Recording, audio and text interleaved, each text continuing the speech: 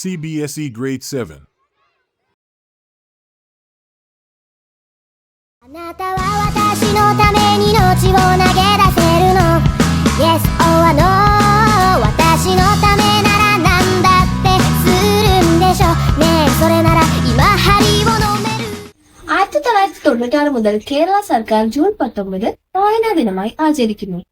June 19 മുതൽ 25 വരെയുള്ള ഒരാഴ്ച വായനാ വാരമായി കേരള വിദ്യാഭ്യാസ വകുപ്പ് ആചരിക്കുന്നു. കേരള ഗ്രന്ഥശാല സംഘത്തിന്റെ ഉപജ്ഞാതാവും പ്രചാരകരുമായിരുന്ന PN പണിക്കരുടെ ചരമദിനമാണ് ജൂൺ 19.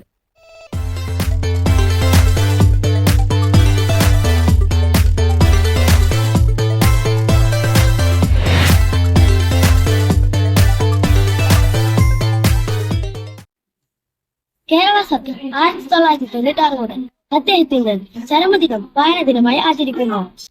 സ്കൂളുകളിൽ ഈ റീഡിംഗ് പ്രചരിപ്പിക്കുവാനായി IT ക്ലബുകളും റീഡിംഗ് ക്ലബുകളും ഇലക്ട്രോണിക് ക്ലബുകളും ആരംഭിക്കാൻ ഈ സമയം വിനിയോഗിക്കുന്നു.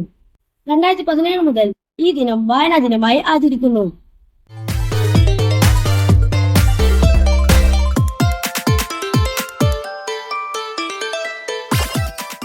കൂട്ടുകാർക്കൊപ്പം വീടുകൾ കയറി പുസ്തകങ്ങൾ ശേഖരിച്ച് ജന്മനാട്ടിൽ സനാതന ധർമ്മം വായനശാല ആരംഭിച്ചാണ് PN പണിക്കർ ഗ്രന്ഥശാല പ്രസ്ഥാനം ആരംഭിക്കുന്നത്. കേരളത്തിലുടനീളം സഞ്ചരിച്ച് വായിച്ചു വളരുക, ചിന്തിച്ച് വിവേകം നേടുക എന്ന് അദ്ദേഹം കുട്ടികളോട് ആഹ്വാനം ചെയ്തു.